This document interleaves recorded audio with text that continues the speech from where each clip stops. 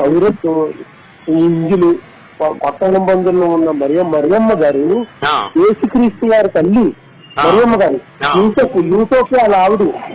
యూసఫ్ అంటే యోసఫ్ అంటాం. వాళ్ళ ఆవిడ పేరు మరియమ్మ, నేను కాదు మరియమ్మ. ఆ మరియమ్మ గారికి గాబ్రియల్ దూత కనబడి అద్భుతం చేసి కడుపు అంటే కనబడి అద్భుతాలు చేయలేదు, కమ్ముకుని అద్భుతాలు చేసిందండి. బైబిల్లో కనబడితే అద్భుతాలు జరగలా, కూడుకుంటే అద్భుతాలు చేసింది, కమ్ముకుంటే.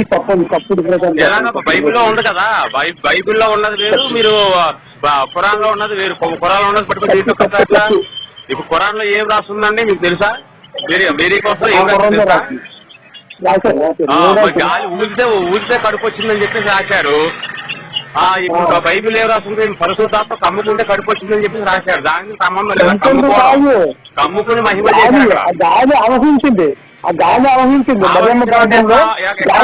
అప్పుడు మనుషులకి దెయ్యాలు పడతాయి ఆవహిస్తారు అంటారు కదా. ఆవహిస్తే దెయ్యం పట్టిన వాళ్ళు ఎలా ప్రవర్తిస్తారో కడుపులు రావండి. చెప్పండి.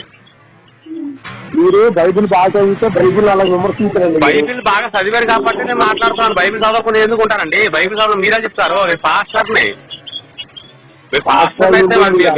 ఇప్పుడు మీ పుస్తకం కుదురుతుంది బాబు. దేవుని తల్లి ఇంకో విషయం తెలుసా? యేసుక్రీస్తు గారు సిలువపై కూడా చావలేదు. మళ్ళీ బాబు రెండో రాత్రికి వచ్చి ఇస్లామును స్థాపిస్తాం. ఎవరు స్థాపిస్తారు? యేసుక్రీస్తు వారు. ఎందుకు ఆయన రెండో రాకడ ఎందుకు వస్తుంది? ఎందుకు వస్తాడా రెండో రాకడ? నీ తరం గతించక ముందే వస్తానంటావు ఒకటేని. నేను తండ్రి కుడి పాశాలను కూర్చోవడం మీరు చూసే వరకు సావని చెప్పేసి అన్నారు కదా, మరణాన్ని రుచి చూడని చెప్పేసి అన్నాడు కదా. మరి అయ్యన్ని వదిలేసి మీరే ఇస్తారు అన్నారు కదా. మీకు ఇంకోటి ఏంటంటే బైబిల్లో ఉన్న యేసు, ఖురాన్లో ఉన్న యేసు ఇద్దరు ఒకటి కాదు. ఇంకా ఆ సంగతి తెలుసా మీకు?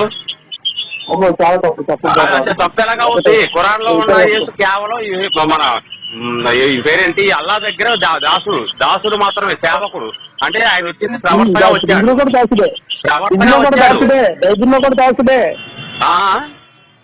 బైబిల్లో కూడా యెహోవాకి యేసు దాసుడే. దేవుడు కాదన్నాను కదా నేను. దేవుడే కాదు అసలు, యేసు దేవుడే కాదు. మరి రెండు రాకలు దేవుడు కాదు నేను కూడా చెప్తాను. యేసు దేవుడు కాదు, యేసు అల్లా యొక్క సేవకుడు. ఇప్పుడు ఓకే, యెహోవాకే రక్షకుడు. యేసు యెహోవా దేవుడి దగ్గర సేవకుడు. అర్థంగా? యేసు రక్షకుడు ఎవరు కదా బైబిల్లో? యెహోవా దేవుడు. ఆయన అల్లా. ఇప్పుడు మేరీకి, బైబిల్లో ఉన్న మేరీకి, ఖురాన్ ఉన్న మేరీకి సంబంధం లేదు అంటున్నా నేను. ఎలాగ ఉంది? ఇప్పుడు కన్యక గర్భాన్ని పుట్టినవాడు ఇన్మాయేలు అని పేరు పెట్టబడును అని చెప్పేసి అన్నారు. అయితే ఇన్మాయేలు అని పేరు అయితే పెట్టలేదు అక్కడ. రెండోది యేసు కూడా పెట్టలేదు. ఎందుకంటే రెండు రాజ్యాలు మధ్య గొడవలు జరుగుతూ ఉంటే ఆ రెండు రాజ్యాల మనుషుల్ని కూడా కలుపుతామని చెప్పేసి అక్కడ వాగ్దానం ఉంటుంది. ఆ వాగ్దానం కూడా నెరవేరలేదు అక్కడ. ఎందుకంటే ఈయన వచ్చి రాజ్యపాలన చేయాలి, రాజ్యపాలన చేయలేదు ఇక్కడ. కాబట్టి అక్కడ మాట ఇచ్చింది ఎవరికి ఇచ్చారు? ఇన్మాయేల్ అనేవాడు పుడతారని చెప్పి మాట ఇచ్చారు. యేసు అనేవాడు పుడతారని మాట ఇవ్వలేదు కదా. యేసుక్రీస్తు వారు వస్తారు, మెస్సయ్యగా వస్తారు. రాబోవు మెస్సయ్య నువ్వేనా అంటే ఆయనే నేను, నేనే ఆయన అని చెప్పి అంటారు. తర్వాత రాబోవు ఏలియా నువ్వేనా అంటే నేను వేరే ఒకరి కోసం ఎదురు చూడాలా. మెస్సయ్య వచ్చినప్పుడు మాకు అన్ని కూడా సూచించి చూపిస్తారు. మరి నువ్వు మెస్సయ్య అంటే ఆయనే నేను అంటే అంటాడు. నేనే ఆయన అంటే అర్థం ఆయన వేరే ఉన్నాడు, ఈయన వేరే ఉన్నాడే కదా. లేదు, యేసుక్రీస్తు వారు నా తర్వాత ఆదరణకర్త వస్తారు, ఆయన మహమ్మద్ ప్రవక్త అని చెప్పారు. ఆదరణకర్త అనేది బైబిల్లో ఉంటది కానీ ఖురాన్ లో ఉంటుంది కానీ బైబిల్లో ఉంటది కదా. బైబిల్లో వేరు, ఖురాన్ వేరు. ఖురాన్ బైబిల్ కలపకండి ఇప్పుడు కూడా. అలా కలిపినట్టుగా చూస్తే ఇప్పుడు నీ ఖురాన్ లో ఏం రాస్తుందంటే అల్లాని దేవుడిగా అంగీకరించిన వాడిని బట్టలు కట్టేసి పెట్రోల్ పోసేసి అగ్గిపుల్ని గీసేయమని చెప్పి రాస్తుంది. చంపేయాలని రాస్తుంది, అంగీకరించాలి. అదే రకంగా ఏ యెహోవాని దేవుడిగా అంగీకరించిన వాడిని తిరుగుట్రై కట్టి సముద్రం పాడేయమని లేకపోతే రాళ్ళతో కొట్టి చంపేయమని రాస్తుంది. ఇలాంటి పదాలు అనేది రాసున్నాయి. యెహోవా దేవుడికి అంగీకరించాలట. కాబట్టి ఎందుకు అంగీకరించాలన్నా నేను దేవుడు అనేవాడు ఉన్నప్పుడు దేవుడు చెప్తా నేను రాజకీయ నాయకులు ఉంటారు, జగన్మోహన్ రెడ్డి ఉన్నారు, లేదా కేసీఆర్ ఉన్నారు, వైఎస్ రాజశేఖర్ ఇలాంటి వాళ్ళు ఉన్నారు. వీళ్ళని కొంతమంది అంగీకరిస్తారు, వాళ్ళు అంగీకరించరు. నన్ను అంగీకరించకపోతే మిమ్మల్ని చంపేస్తాను అని చెప్పదంటే అది తీవ్రవాదం ఉగ్రవాదం అవుతుంది. కాబట్టి దేవుడు అనేవాడు ఆ వాటిని చేయకూడదు. దేవుడు పని ఏంటి? దేవుడు పని చేయాలి. ఒకరే ఉంటారు, 9 లక్షల మంది దేవుళ్ళు ఉంటారండి. ఉంటారండి, ఎవరి అభిప్రాయం వాళ్ళదే. ఇప్పుడు ఎవరి అభిప్రాయం వాళ్ళకి, ఎవరి ఇష్టం వాళ్ళది.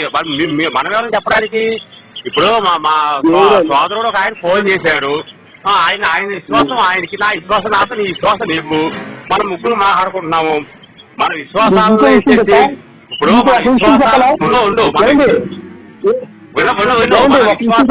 మన విశ్వాసాలు పంచుకోవాలి. కానీ ఏంటి మన విశ్వాసం రుద్దకూడదు, ఎదుటి వాళ్ళ మీద రుద్దకూడదు, ఇలా తప్పుడు పాటు చేయకూడదు.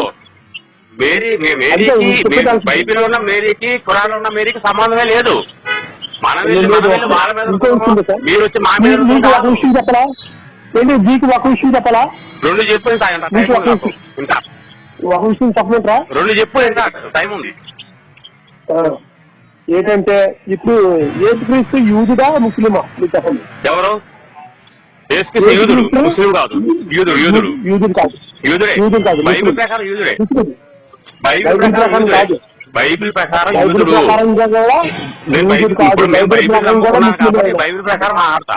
నువ్వు ఖురాన్ అనుకున్నావు, ఖురాన్ ప్రకారం నువ్వు మాట్లాడు. యూదుడైనా ఇంకో విషయం తెలుసా? మీరు కూడా ముస్లిమే. నేను ముస్లిం అవుతున్నాయా బాబు? ఎలాగంటే ఇప్పుడు ఆ గోపి గారు కూడా ముస్లిమే. నేను ఒకప్పుడు ఎలాగవుతావు చెప్పు, నువ్వే కామెడీ చెప్పాక చెప్పు. గోపి గారు ముస్లిం, పక్క ముస్లిం గోపి గారు. అది ఎలాగవుతావు ఎలా చెప్పాలా? పుట్టగానే ఏ మతాన్ని మెల్ల వేసుకో. పుట్టిన వారు ప్రతి ఒక్కరు ముస్లిమే. ఆ తర్వాత ఎదిగిన తర్వాత వాళ్ళు యూదుడిగా, క్రైస్తవుడిగా అలా తయారు చేస్తారు. అర్థమైందా? మీకు సంగతి తెలియదేమో. సనాతన ధర్మం ఏం చెప్తుందంటే ఇప్పుడు ఏ ఇంట్లో పుట్టిన వారికి పుట్టాడో ఆ ఇంటి వాళ్ళ దగ్గర నుంచి గోత్రాలు వస్తాయి, కులాలు వస్తాయి, మతాలు వస్తాయి. అంతేగాని పుట్టిన ప్రతివాడు ఒక్కడని చెప్పదంటే అది ఎవరు ఒప్పుకోరన్నమాట, తప్పది. ఎందుకంటే అది లేని పట్టుకొచ్చి వృద్ధాలని ప్రయత్నం చేయకు.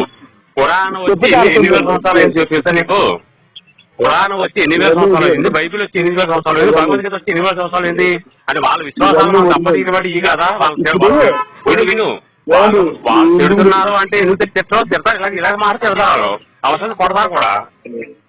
ఇలా మాట్లాడకూడదు. నువ్వు మాట్లాడేది అందరూ ముస్లింస్, అందరూ క్రిస్టియన్, నువ్వెలా చెప్తావు? నీకేమరిగా ఉంది? ఎవరైనా చెప్తూ సనాతన ధర్మంలో ఉన్న వాళ్ళు ఎవరైనా సరే వాళ్ళది ఈనాటిది కాదు, సనాతన నుంచి ఉన్న ధర్మం అది. ఆ ధర్మంలో ఉన్న మధ్య రకంగా వచ్చి తోకలు ఇవి. క్రిస్టియన్ కానీ ముస్లిమే కానీ ఏదో తోకలు ఇవన్నీ 14,000 సంవత్సరాల క్రితం పుట్టిన బైబిల్ ఎక్కడ, ఖురాన్ ఎక్కడ? 2,000 సంవత్సరాల క్రితం 15,000 సంవత్సరాల క్రితం పుట్టినప్పుడు 15,000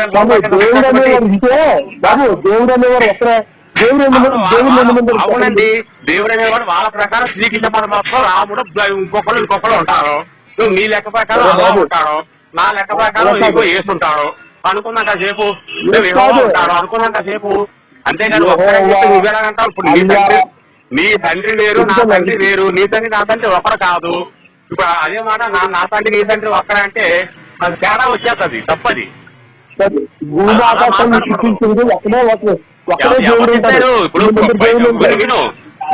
నువ్వు డిక్లేర్ చేయకుండా నువ్వు చూసావా? భూమి ఒక్కడే నువ్వు చూసావా? నీకు తెలుసా? ఇప్పుడు నువ్వు నీ లెక్క ప్రకారం అల్లా సృష్టికర్త నువ్వు అంటావు. అయినవయ్యా నా అల్లా సృష్టికర్త నువ్వు అంటావు.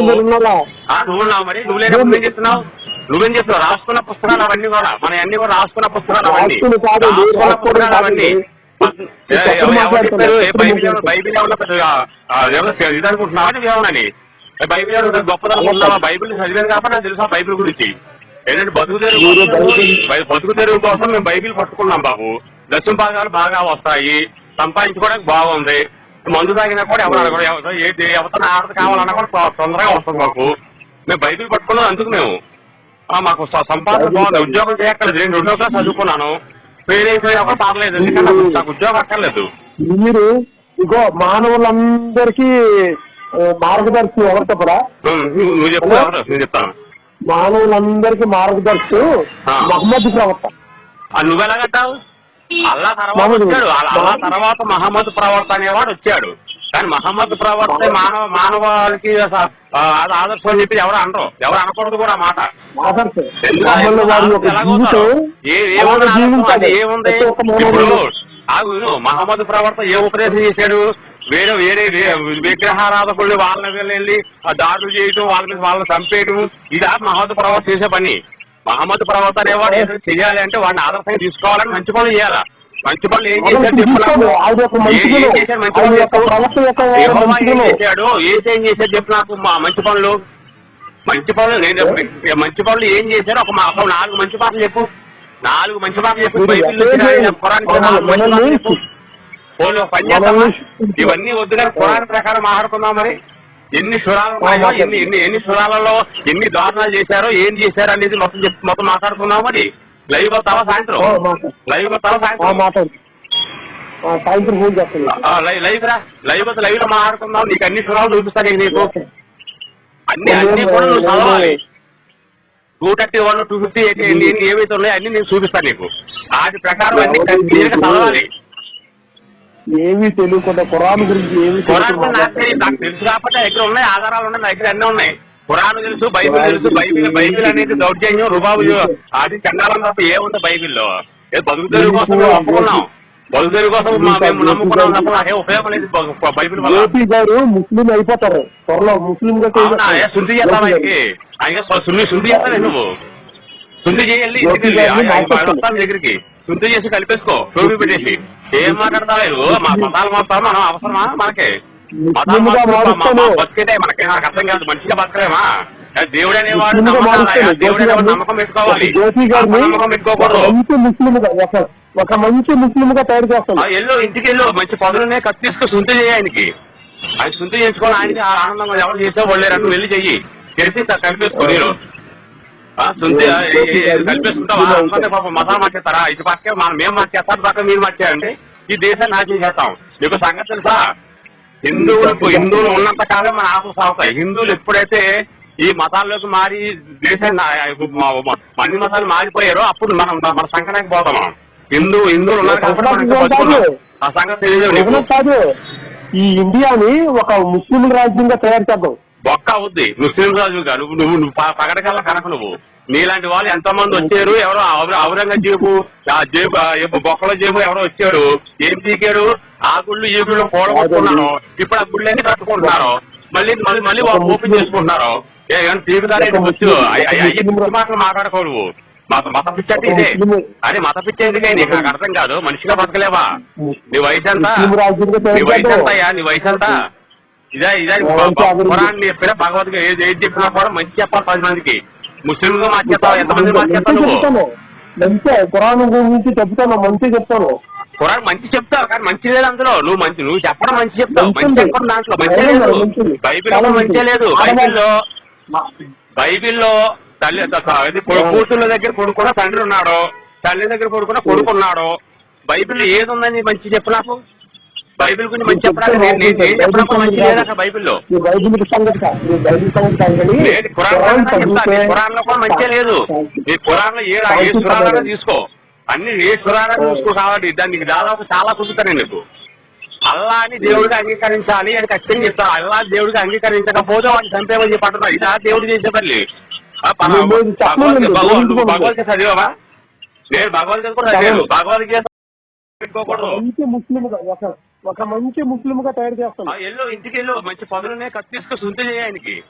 ఆయన శుద్ధి చేసుకోవాలి. ఆయనకి ఆనందంగా ఎవరు చేసే వాళ్ళు లేరు, వెళ్ళి చెయ్యి. తెలిసి కలిపేసుకో. మీరు శుద్ధి కలిపేసుకుంటావా? పాప మతాలు మార్చేస్తారా? ఇటు పక్కే మేము మార్చేస్తాం, పక్క మీరు మార్చారంటే ఈ దేశాన్ని నాశనం చేస్తాం. మీకు సంగతి తెలుసా?